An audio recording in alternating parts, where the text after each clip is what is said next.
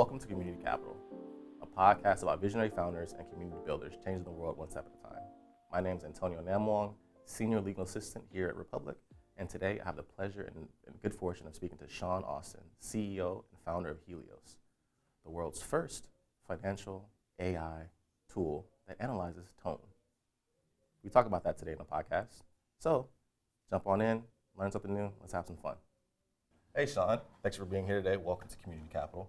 Thank you. Pleasure meeting you. Before we really dive into anything really and truly, I just want to give you the opportunity to kind of just tell the viewers and let us know who you are, what you do, how you got here, and tell us a little bit about yourself, basically. Sure. So I'm from upstate New York. I think that's a piece of me because I moved out of there for a little bit of time, New York City, Sweden actually, but moved back. So only was gone for 2 years. Okay. That's a piece of me, right? So the Albany area, upstate. And I'm a second generation American. My mom's fully from Panama, came here early on. And I've had this deep interest, because my dad's a technologist, for technology. Oh. So he gave me a lot, I think, of learning. So he works as a director of IT for the New York State Public Defenders. Oh. That's essentially when you can't get a attorney, right? You get one assigned for New York State. So did that as a career where he wanted to really give back but love technology himself, right? So I think that's when I go all the way back. That's definitely fused into me, right? Because I've studied computer science and IT in college, had my first startup at 19 years old doing apps, and have basically been in it ever since, almost full on since 19 years old. How can I build more impactful technologies? I was part of Spotify's first acquisition over a decade ago. Built startups down in New York City when I was here with a company called Fueled. Worked in Sweden at a big fintech company, Klarna. And full circle, Helios was founded in 2017 as what I believe is a pretty big next wave of technology. Yeah, I think hearing you kind of go into your background and where you grew up and how your father's love and passion for technologies that kind of blended into yours and allowed you to travel down the pathway since 19 in tech and technology. How did you? What's that like? Being in technology for 20 years, give or take? A little bit less, yeah. Close. And watching that progress go from the very early analogs of technology to where it is now. Like how's that journey been for you personally, aside from, entrepreneurship and just being a business owner? I think it's maybe a way to categorize it is keeping me on my toes always. So I use what's happening with generative AI, maybe it's like a analogy kind of, or microcosm that these things are coming so quickly. So apps, as a 19-year-old who didn't really know a lot about technology, but I liked it. It was a very simple idea to make a battery app that ended up getting 10 million downloads, right? It was like fell into it, and there was some success, and I learned what not to do early on in a startup, like don't do 50 things at once, don't overcommit yourself, right? Kind of appreciate it. So I think like keeping myself on my toes is something that has been part of this technology journey. Like it's definitely going faster in my opinion, right? Certainly like technology helps people communicate, things like open source help people build together. So that's been a piece of it as a technology lens. I mean, on the entrepreneurship or business end, I've appreciated more the non-technology for the last 16, 17 years doing this. It's, the team building. I was just talking to our team about this, like what can we do before end of year to make sure we can celebrate some of the successes, these sort of softer key pieces of being successful with a team. That's certainly come much more front and center over the last, 16, 17 years. Yeah, I could see that. I think personally, I found like when we rely too much on technology, we kind of lose touch of the human aspect. And I think it's important to have to acknowledge those moments, those successes, and also let people know hey, I know we're a technology-based world, but this couldn't be achievable without the people in this room and in this space, in this team, right? And I think it's really important that we all take time to kind of acknowledge the human component of things. And I think that's great that you're able to do that with your team, especially before the end of the year, to kind of help close everything out. Hey, you did a great year, but let's all come together to celebrate together. Yep. And as a little lob for for ourselves, that's a big piece of what Helios cares about. Yeah. Right? Like trying to tap into something that's a softer piece of communications, but innately built into what we are doing all the time when we're talking, right? Yeah. I think it's interesting because about Helios, correct me if I'm wrong, but Helios is, I think, the world's first and only AI tool that analyzes voice and tone, correct? Yes, so speech analytics specifically for Wall Street. Okay. So, the world of corporate executives talk a certain way, they have vocal patterns a certain way. There's certain things, earnings calls, we were just talking about a minute ago. Earnings calls are quarterly, they're very meaningful, right? They're sort of, they're not totally regulated, but they're systematically done to help provide information through either a presentation and also through a question and answer section to, you can almost say, get to know the CEOs, but it's for analysts to ask important questions, to understand the companies, right? These are, in some cases, trillion-dollar companies with, a lot of stakeholders in them. So what we're doing is focusing all this technology, all this AI specifically on that space for speech analytics. So there are other companies who do it for things like early onset Parkinson's detection. Okay. So if your voice has a tremor in it, that's innately acoustics. That becomes really important for diagnoses. So other domains have started to look at it. What we have done, and still I look at this every day, it's still the only company doing it at anywhere near the scale that we do, is Helios since 2019 when we launched the product.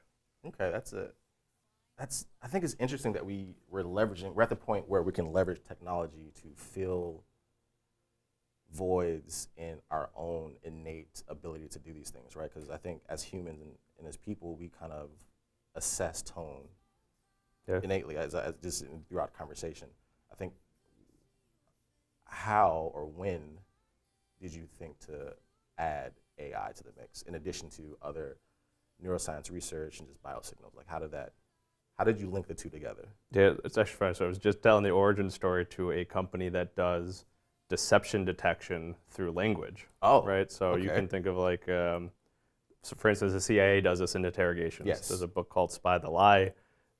Fantastic, like very well done. It's by Phil Houston as the main author, but he was a CIA intelligence, lead or director, right, for decades.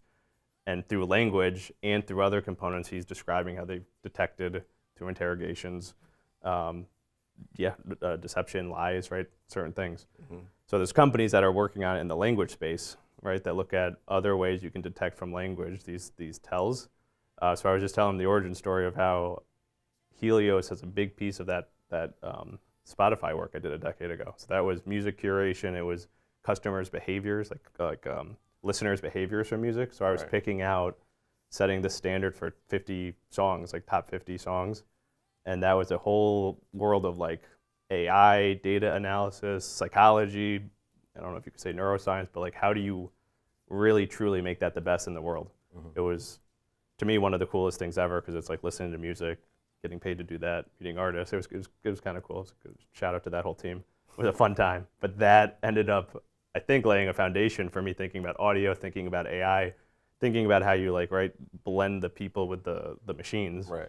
And we know that there's arguably no other event more important than an earnings call because that is a, high stakes moment where if you slip on it, like Elon threw a shot at the Cybertruck and he was like, it's unbreakable, and then it broke. Yeah, I remember that. They lose like 10% on their market cap. So that's an example of like the comms matter, of course. So when we wanted to deploy technology that could influence it, right? Better understanding, better decisions. I think what really boggles my mind anytime I speak with someone who finds a lane or finds a gap to fill in a space or a market is like, how did you or them get to that point? Like, how did you recognize that this could be a useful tool in this space, right? Maybe it's because you have an AI background and you've and a tech background and you see these things and it's just something that just clicked to you one day, right?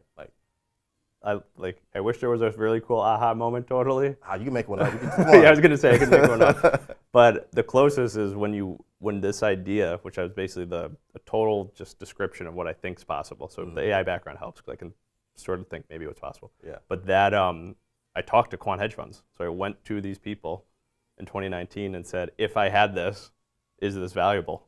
And I will never forget it. One person said that'd be the holy grail.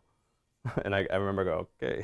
So that was your aha moment. I mean, I was like, that's probably worth doing. But it was over and over and over again. I can tell you, it was probably like 40 conversations where we were in or Gen 1, maybe is a better way to say, Generation 1 phase, not fully even available to give it to them, but we had a plan. And I talked to probably about 40, I think, in 2018 into 2019.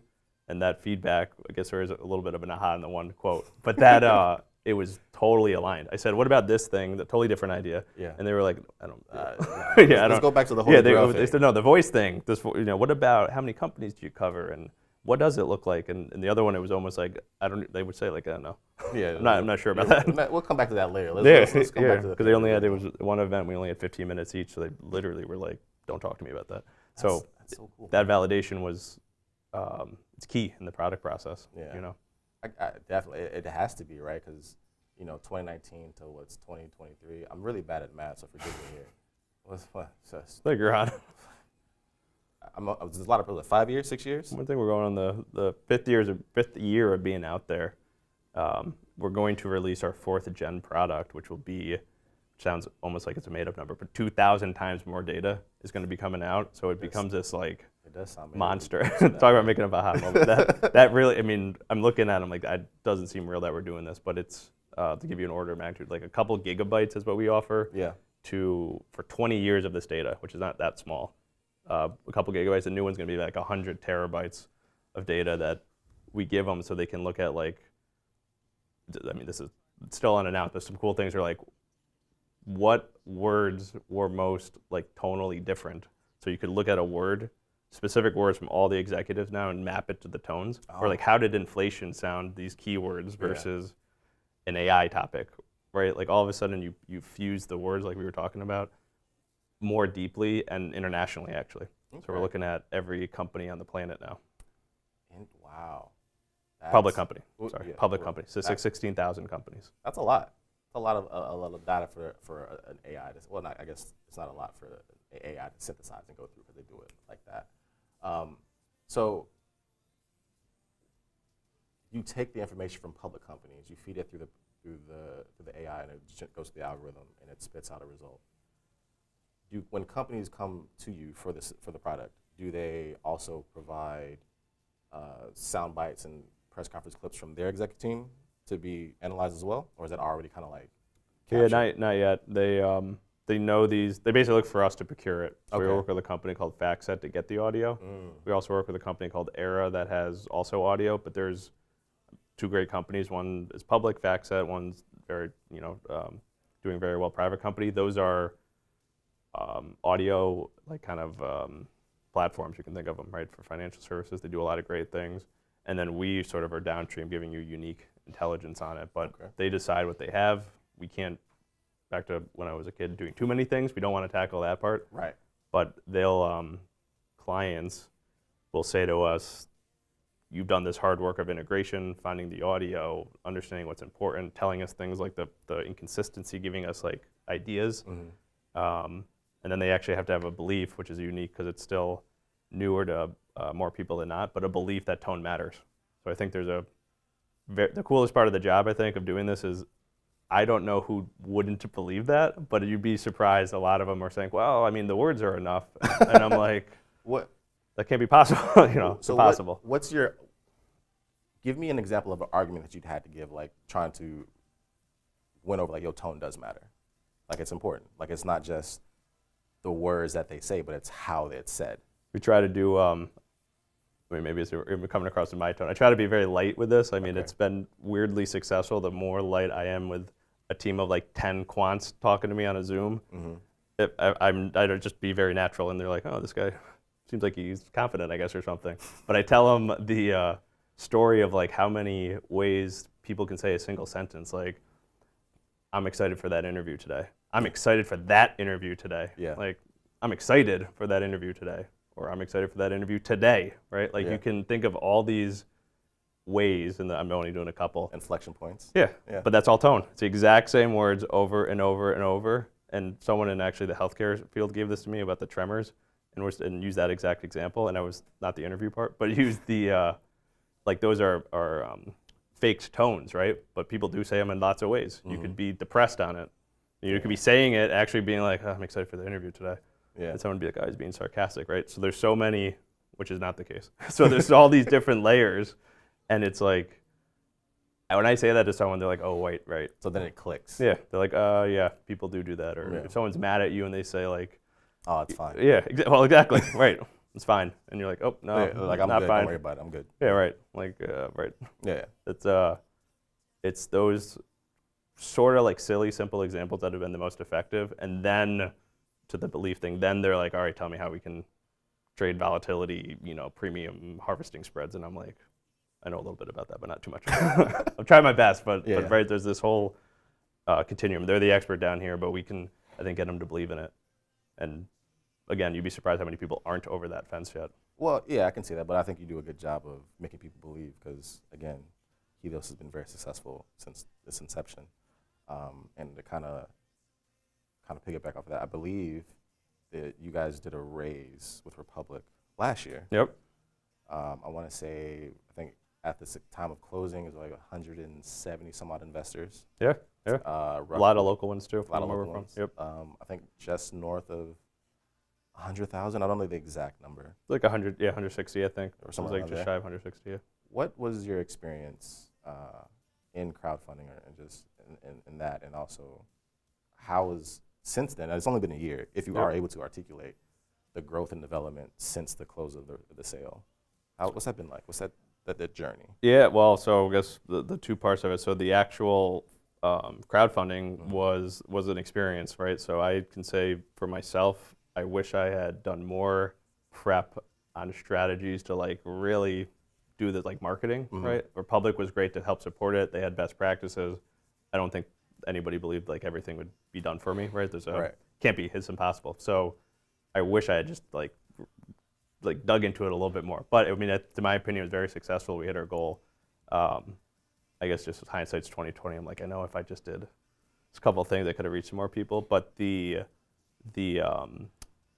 like kind of the software, the platform, that experience was helpful because it connected my network in a way that let them invest. Because I saw tons of people I knew get involved because they like literally would see something online or a local business review thing, and they text me and I'd say like, here's a link actually.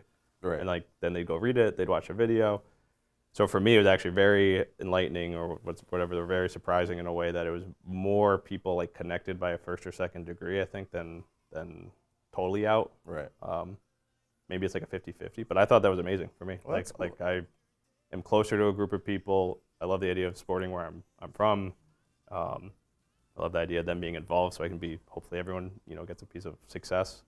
And then since then, I mean, that definitely got us a lot of attention, right? I think that helped us get to a South by Southwest top 5 AI company selection. Oh, nice. Yeah, so there was, I don't know, cachet or something, right? Like That's a little synergy. Yeah, right. Yeah. There's kind of like a landing page people see. Of course, they see there's people investing. Like there's certainly a really powerful, the close last year, marketing, piece or story that was out there besides real funding and investors. But yeah, there was like South by Southwest to start the year, which was, I was pitching in front of 300 people. As a top, 5 companies were selected and attended for free and all that stuff. We have gotten more attention with the research universities all in 2023. So we had 0 research universities in 22. Okay. We've actually have to turn them away now because we can't just say everyone take it, and like there's a whole thing if they want to be novel on their paper. So if there's 50 people doing it, you kind of. But there's like 6 of them that we think are totally, different lenses. So that's new. We think Republic helped in that by elevating our status. And then for the company, we have, for a big announcement, we just have a new CTO. Oh, which I can say congratulations. partially, I think, goes back to Republic, but mostly like just the momentum from the last year. He comes from Amazon Robotics, basically like a super amazing engineer who just came on 2 weeks ago. And will be part of that Q1, like critical to the Q1 launch I mentioned on the new mega data. Nice, yeah. That's really cool. I'm glad to hear that you had a good experience raising with Republic. I think that's something that we strive for, is like the community building, right, portion of it, and feeling more closely connected to the investors. And it feels more like a community effort, right? And people feel more connected with it. Yep. And then you also have had great success since then. I don't want to just chalk it up just to Republic, because clearly Helios is a great brand and company of its own right. Appreciate that, yeah. And so while I think a lot of the stuff, success has happened after the raise, I think also like don't undercut the credit and greatness of Helios. Like we were there, Republic was there and helped you, but I think if you weren't already doing the things that you were doing, yeah, for sure. you know, it wouldn't be. I mean, it's a platform that let us, I think, do what it should. That's what I was saying. I wish, I want to do like, which I can't really, maybe I can, maybe I talk to you guys afterwards. But like, I mean, if you want to do one, I was going to say, maybe there's another, I forget how that works, but it's just such a, it's like a skill, I think, right? Like, like in Republic was there to help. And certainly I think it would not have done anything if it wasn't for a teamwork or partnership on it. But I see some things and I'm like, oh, I wish I like put a little marketing on this local thing and help tell people a little earlier on pieces. But it was, you know, even staying in touch with the community afterwards is great. You know, sending out like these investor updates, right? That's been key because you get access, and like you said, the community part for me is it makes you feel part of something. Definitely. I think actually I should be doing it more, to be honest. So it's like, it's definitely been really cool to do. Yeah, I'm glad to hear that. I mean, you can always do more at your own time and leisure. Kind of moving away from Helios a little bit, but not too much. What does the future look like for Helios, right? What do you see? I imagine you would stay relatively close to the financial market. I don't think you would pivot too far from that. Nope. But like, where do you see this going in like the next 2 to 3, maybe 5? Yep. So we have a mission to get every systematic, which is like a algorithmic, it means algorithmic, but a systematic hedge fund to use this if they trade equities.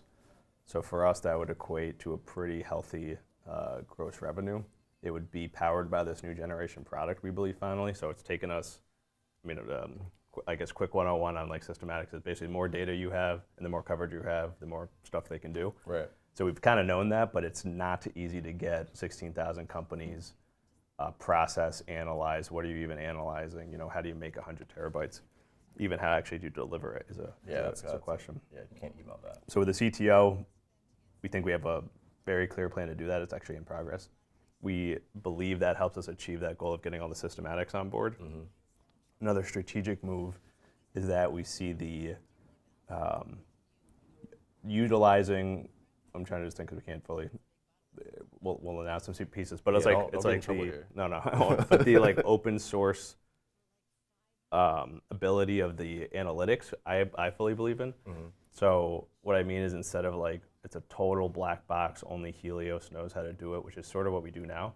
It's gonna be more, starting next year, you know, we have so much data, you can build, actually it's funny, build a community, it's kind of the thought, build a community around this research. Hedge funds probably won't talk too much to each other, but at least researchers could keep pushing it. And I think that's just, like, I think we benefit. So instead of this model of, we're gonna be so close that we don't tell anybody what this one thing means, I think it's more of a strategy where it's, you get these people using it, and we have a really sophisticated delivery platform, but we need more people using it. So it's like, it's actually kind of funny, I didn't think about this before. It is really around the community. The community is really disparate. There's a handful of researchers, but like, should be as big as language. You know, if you look up language, financial, NLP stuff, there are hundreds and hundreds and hundreds of papers. So why isn't there hundreds or thousands of acoustic ones? That's a good point. You know, so that's 3 to 5 year. We think it gets to parity, and hopefully hopefully we're kind of the catalyst, right? Yeah, I just want to say I had a great conversation with you today. It's been very lovely, very insightful. I learned so much today about Helios, AI, voice, and just you as a person, man. You're really dope. You know that? Appreciate that. This was fun. I don't know if I've even told you that lately, but you're a cool guy. That's good. Pretty dope. Good. Well, I'll take it. You know? I tried my best. Tried with this. This was, I mean, like you came in here with the bit. swag. Yo, can I get one of those? I had a product of this. I should have brought another one. That was my mistake. I'll just send you.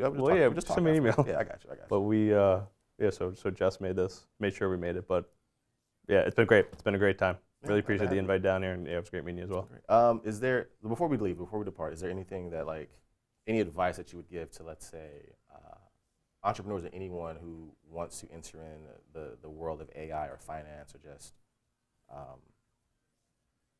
like anything you want to like advice or anything you want to leave, the parting words?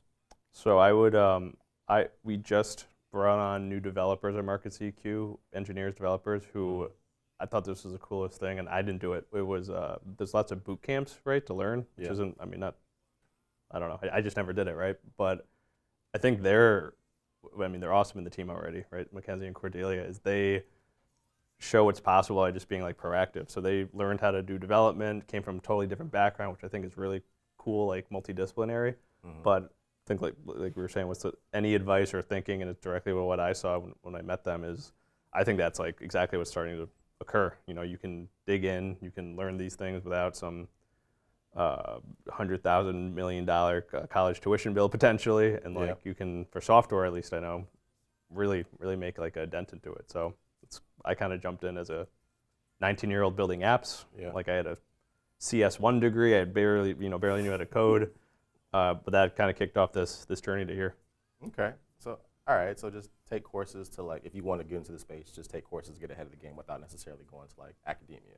Or at least you could. You I mean, could. not either route. At least it's more than ever. It seems open. You know, you can. OpenAI is making tools. There's a ton of investment money, and then the point around the boot camps, like you can train yourself. I think for very proactively in an affordable way too.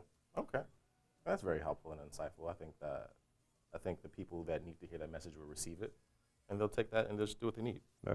I think that's the purpose of the message, is like, for those, it's there for those who need it, and maybe, Exactly. looking for it. So I appreciate that. More open than ever. Yeah. Other than that, man, I think we can let you get out of here, get back to your day, get back to working on Helios and more AI stuff. I'm really excited to see what Helios does in the future, and as also Market EQ once it's publicly available into a wider audience outside of just those at the comms teams for investment teams, or the comms for investment teams. Amazing. Yeah, appreciate it.